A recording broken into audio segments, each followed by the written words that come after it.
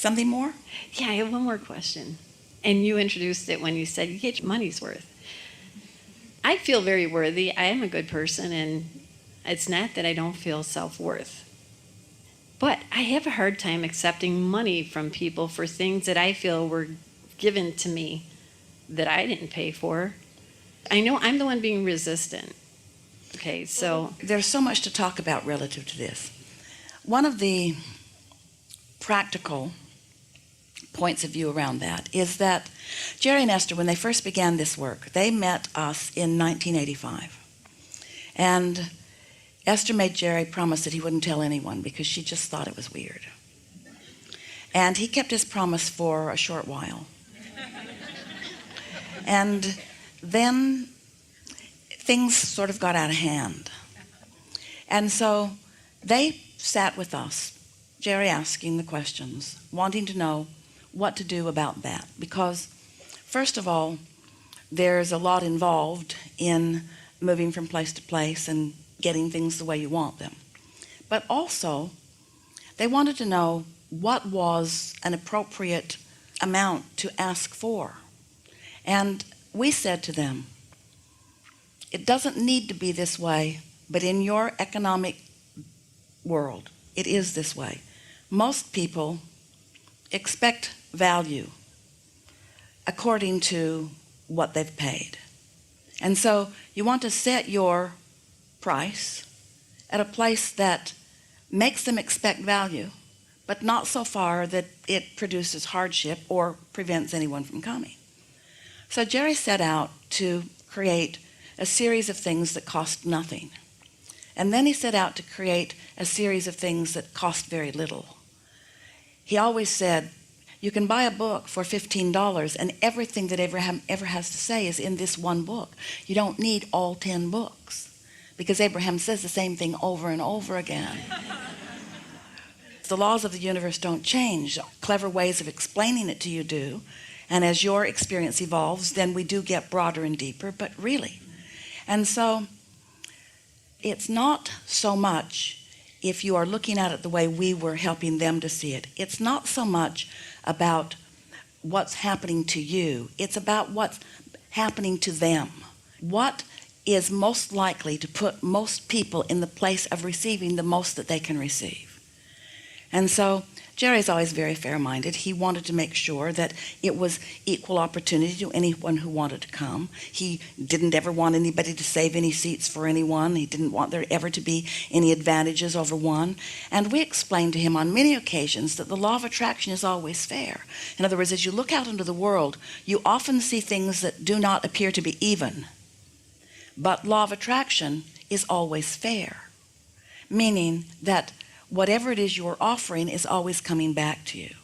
And so we don't think that this is a subject of worthiness so much as it is a subject of it's easy to respond to how others are feeling. Someone may want very much something that you have to offer and not right now have whatever it is that you are asking for them to give you in exchange for it. But if you then say to them, well, therefore, it will be a different price for you, or therefore there will be no price for you. There's another message that you're giving to them, which says, I do for you what I see you cannot do for yourself, which is a message of disempowerment that is not in alignment with what your inner being knows to be. So what we encourage you to do is to feel around until you find something that sits well with you, which means your inner being is resonating with it. And then don't listen too much to the others. Esther gets letters every day that say to her, you know, you charge less than anybody else doing this kind of work. And Esther says, I'm fine with this. And Esther gets letters from people that say, you know, you charge so much that I can't come.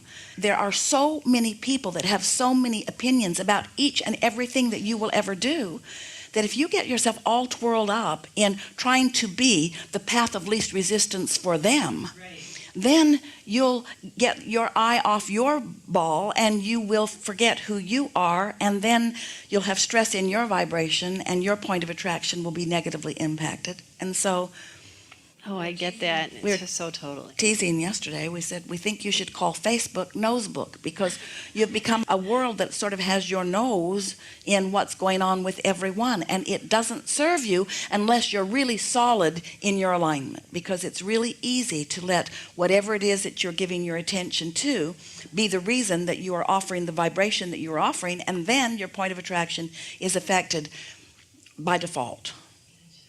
Helpful? Wonderful. Can I Enough. tell you one fast story? Okay, so I didn't have the money to come here. Really? Nope, no kidding. And you came onto my phone. I listened to a meditation. You popped on my phone. I was like, oh, Abraham, someone gave me your CD years ago, probably right after you first started, and said, you might be interested in this. And I listened. If it was right after we first started, Yeah, it was a like on cassette. CD. Oh, yeah, and it might have been a cassette, actually. It could have been a cassette. And they said, you might really enjoy this, you know. Well, I listened in the attraction thing, and I lost it. Okay. Many years later now, 2 months ago, I'm listening to my meditation. I go to put it in, and you're on YouTube. And I'm like, oh, there's that Abraham. So I started to listen.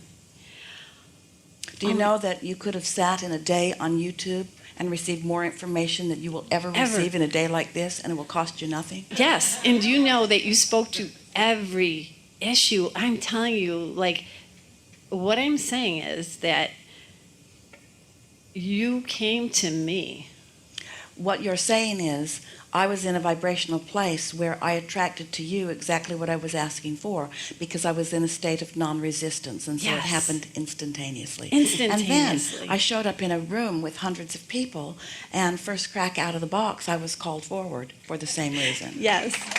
Ian, the money thing.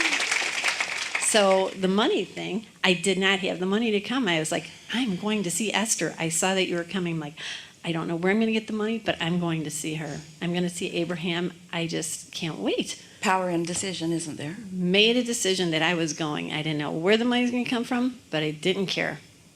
I'm telling my cousins about, we were on a walk on a path, and I'm telling her about Abraham and low vibration, high vibration. I'm explaining some of the things that I learned. As I'm saying it, I looked down, I said, oh, wait a minute, what's that? I walked back, and under some leaves, there's an earring. I go, oh my gosh, look at this, an earring. So I started to scrape it, and I go, wow, that looks like it could be a diamond. And she looked at it, and she goes, oh, it's probably a CZ, you know. I said, yeah, but wouldn't that be funny that if this was a diamond, this would be a demonstration of exactly what I'm telling you? It was a real diamond worth $9,000. So, what I was so excited about was not so much the money, but I was aligned. It was like, this is what I've been asking for, and my truest desire is to be aligned with that of which you have been teaching us, that inner source, which... And if we were to stop talking right now, and you were to only hear that story forevermore, that would be all you would ever need to know about what we teach. Really good. Really good.